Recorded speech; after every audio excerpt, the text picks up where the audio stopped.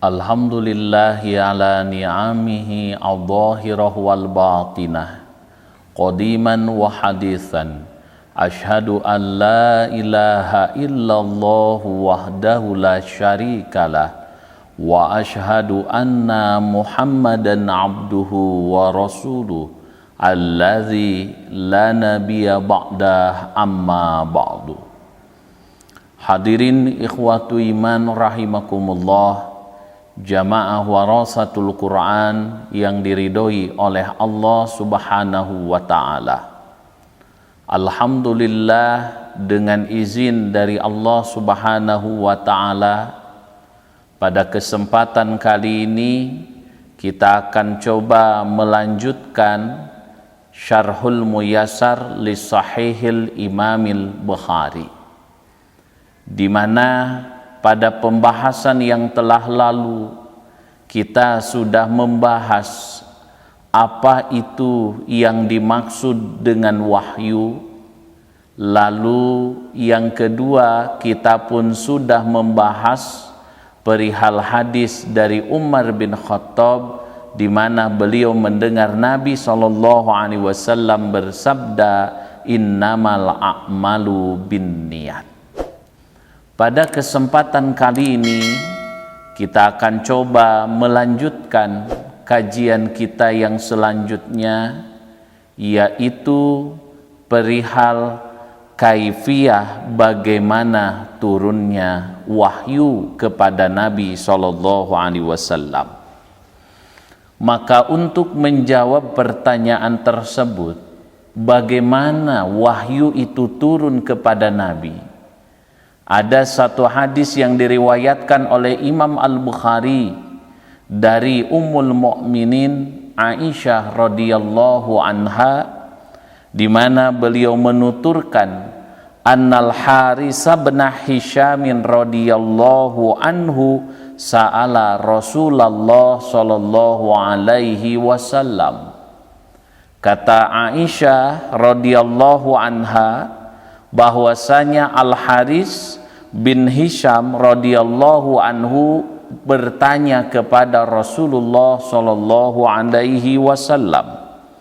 Faqala ya Rasulullah, lalu beliau bertanya, wahai Rasulullah, kaifa ya'tikal wahyu, bagaimanakah wahyu itu datang kepadamu? Faqala Rasulullah sallallahu alaihi wasallam, maka Rasulullah sallallahu alaihi wasallam beliau bersabda, ahyanan ya'tini misla solsolatil jaras, kadang-kadang wahyu ini datang kepadaku seperti gemerincing suara lonceng.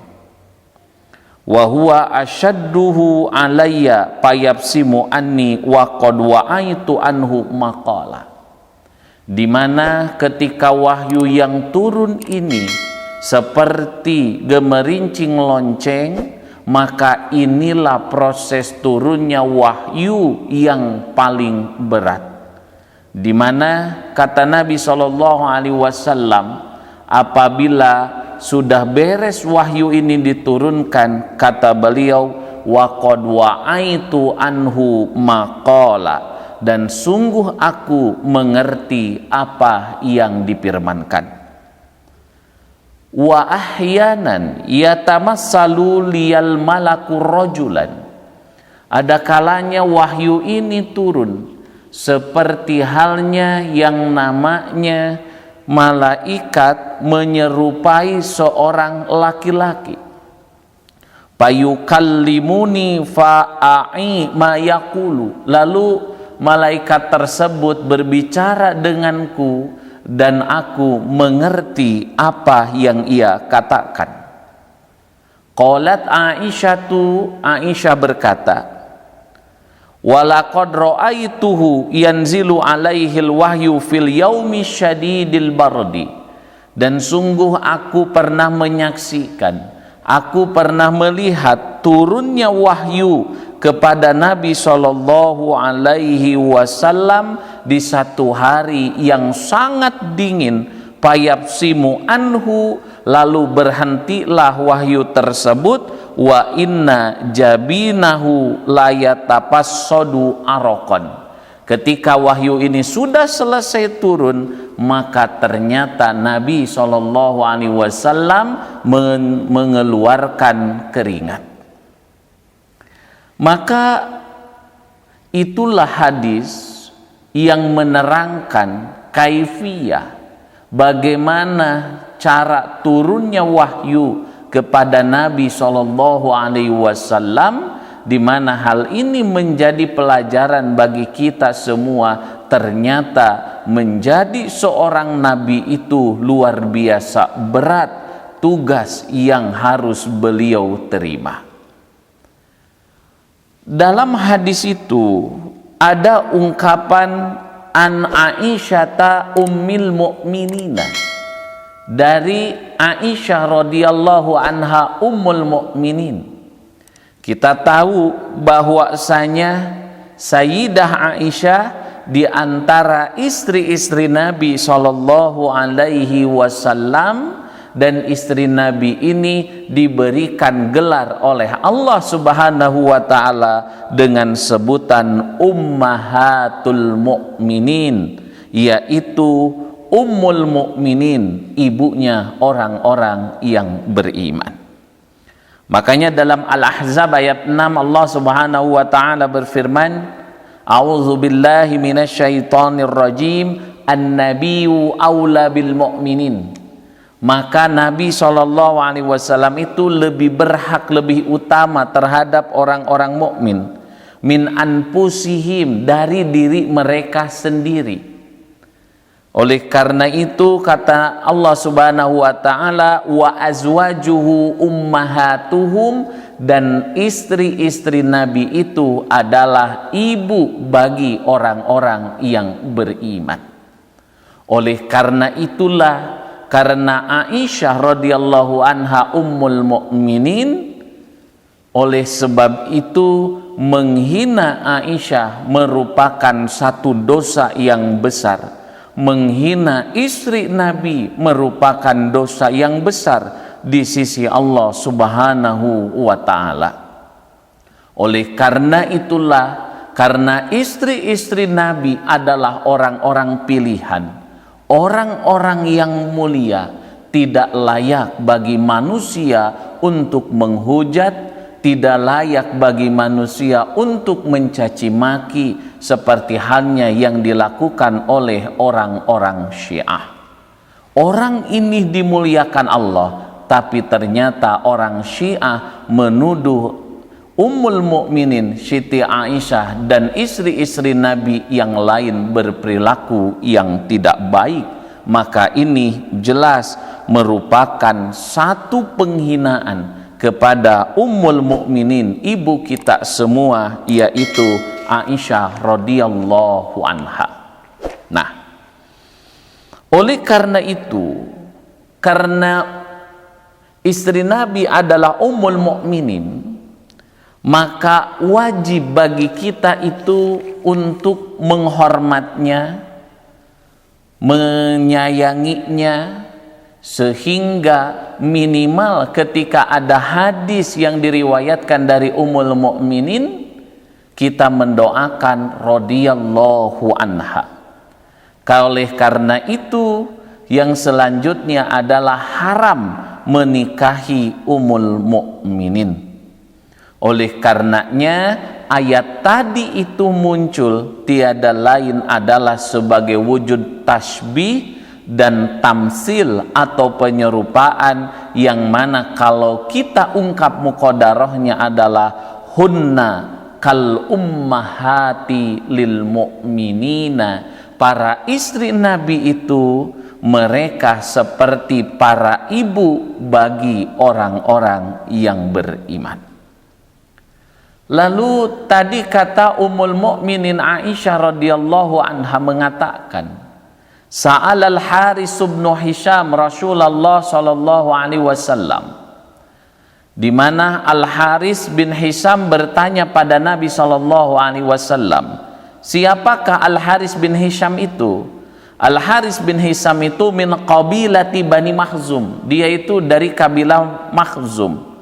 Aslama yauma fathi Makkah, di mana Al-Haris bin Hisham ini masuk Islam ketika Futu Mekah.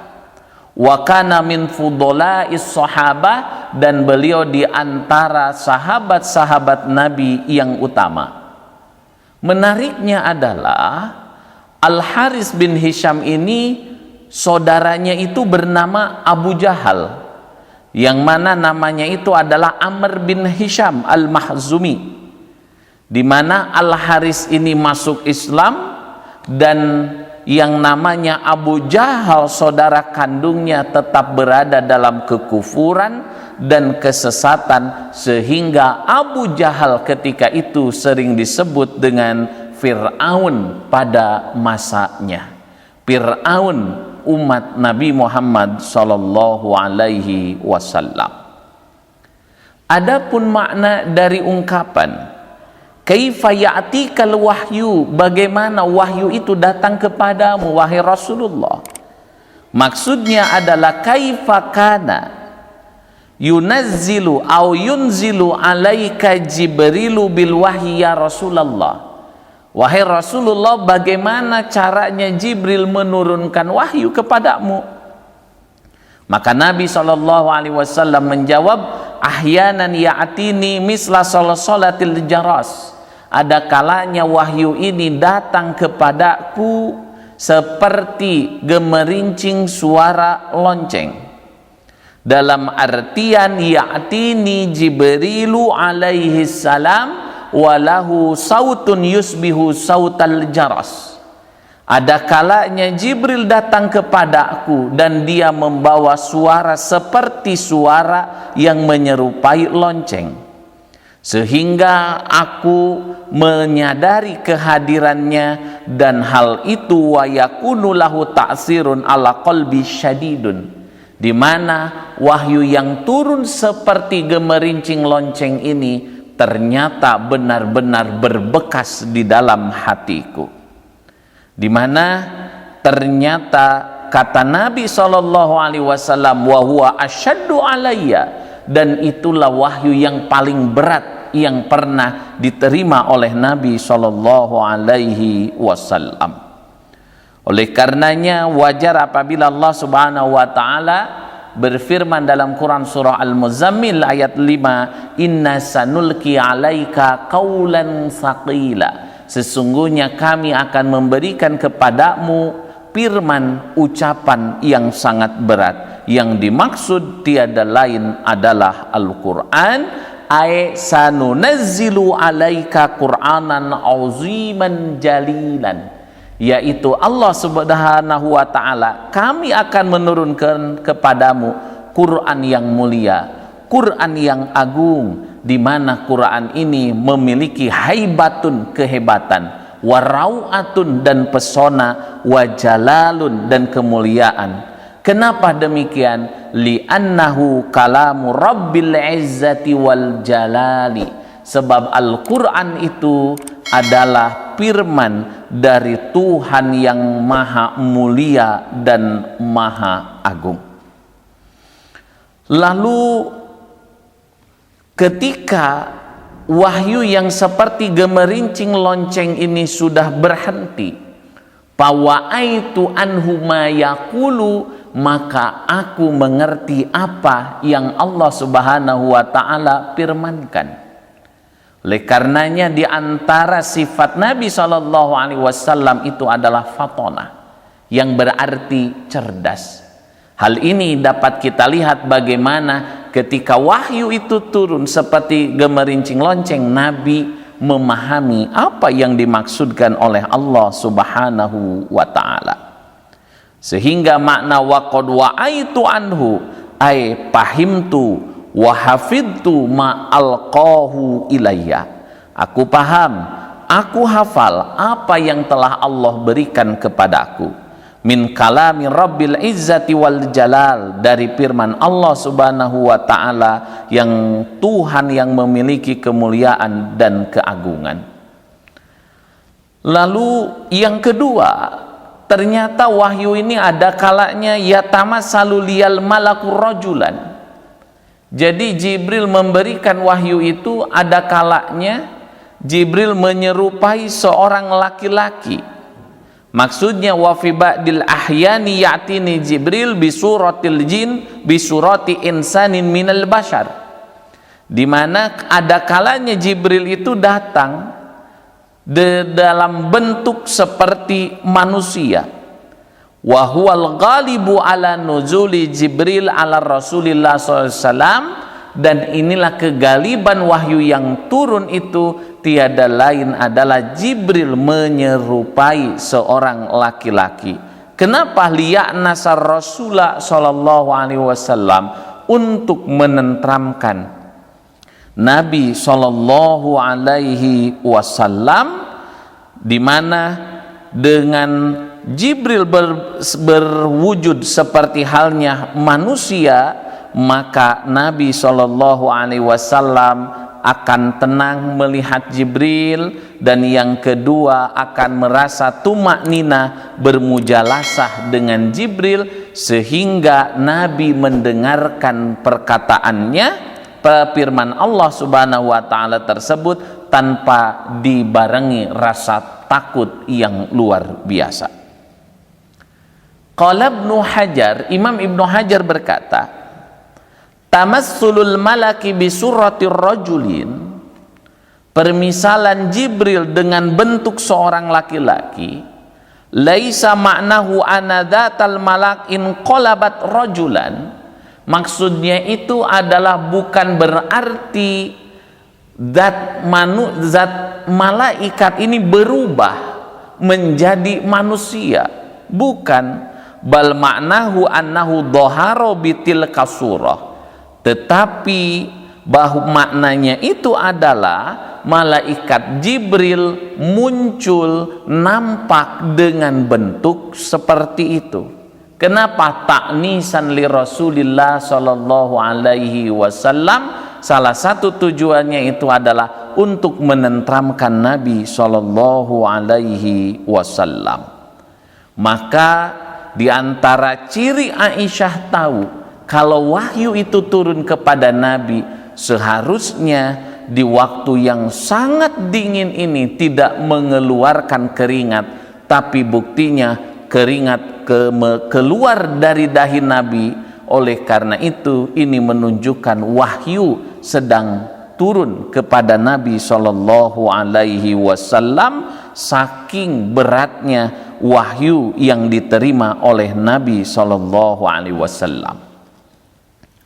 Lalu ada pertanyaan, kenapa malaikat Jibril tidak menurunkan wahyu langsung dengan bentuk seperti malaikat, langsung dengan wujud aslinya, wujud malaikat? Maka jawabannya tiada lain adalah karena memang secara basyariah manusia itu tidak akan sanggup untuk melihat bentuk malaikat Jibril dengan wujud aslinya berbentuk malaikat. Di mana dalam hadis sahih yang lain dikatakan ternyata malaikat Jibril ini mempunyai 600 sayap, di mana Rasulullah Shallallahu Alaihi Wasallam ketika meminta melihatnya dengan bentuk malaikat, padahal Jibril baru membukakan 2 sayapnya, ternyata 2 sayapnya ini sudah memenuhi masyrik dan maghrib, timur dan barat. Kakinya menapak ke bumi dan kepalanya menjulang ke langit, sehingga wajar apabila Nabi Shallallahu Alaihi Wasallam itu ketakutan. Itu baru 2 sayap, padahal tadi Jibril mempunyai 600 sayap. Bagaimana bentuk aslinya? Tentu manusia tidak akan sanggup untuk melihat malaikat dengan bentuk yang aslinya. Sehingga malaikat makhluk yang gagah saja mereka taat tunduk kepada Allah. Tapi yang aneh manusia makhluk yang lemah, yang kecil, tapi mereka kufur kepada Allah Subhanahu wa ta'ala. Oleh karena itulah malaikat Jibril sering dalam artian menampakkan dirinya seolah-olah seperti seorang laki-laki. Maka dari hadis ini dapat kita ambil faidah. Yang pertama adalah wahyu itu datang kepada Nabi SAW ada dua sifat. Yang pertama adalah wahyu yang turun ini jauh lebih berat daripada yang lainnya, yaitu tiada lain wahyu turun terdengar oleh Nabi SAW itu adalah syautun syadidun mubzi'on, di mana wahyu yang turun ini mempunyai suara yang sangat luar biasa, memekikan telinga dan membuat takut. Oleh karena itulah ketika wahyu yang turun berupa suara tersebut, inilah yang paling berat, sehingga Nabi sabdakan wa huwa asyadduhu alayya, dan inilah yang paling berat wahyu yang diterima oleh Nabi. Dan yang lain adalah ya'tihi bi surati rajulin minal basar, yaitu malaikat datang seperti berbentuk manusia lalu memberikan wahyu kepada Nabi SAW, dan ini jauh lebih enteng. Faidah yang kedua adalah hadis ini isbatu wujudil malaika, menetapkan wujudnya malaikat, di mana para ahli filsafat dan para mulhidin mereka itu tidak mempercayai kalau malaikat itu berwujud. Maka hadis ini adalah sebagai bantahannya. Dan yang ketiga faidahnya adalah anna sahabah, bahwasanya para sahabat itu kanu yas'aluna Rasulullah sallallahu alaihi wasallam, mereka itu sering bertanya pada Rasulullah SAW dari berbagai macam urusan yang mereka itu tidak tahu. Maka Rasulullah SAW mengumpulkan mereka, dan Rasulullah Sallallahu Alaihi Wasallam mengajarkan mereka. Maka di antara sebagian ada yang mendengar, ada yang mendengar dan menyampaikan, sehingga sempurnalah agama Allah Subhanahu wa Ta'ala dengan turunnya wahyu itu.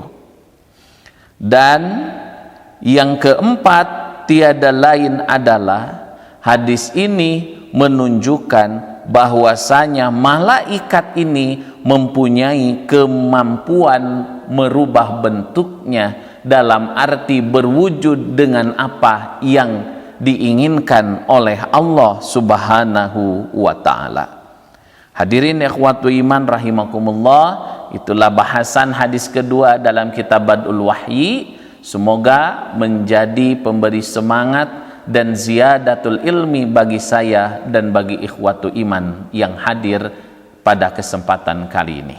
Aqulu qouli hadza wa astaghfirullah li wa lakum. Rabbana atina fid dunya hasanah wa fil akhirati hasanah wa qina adzabannar. Wassalamu alaikum warahmatullahi wabarakatuh.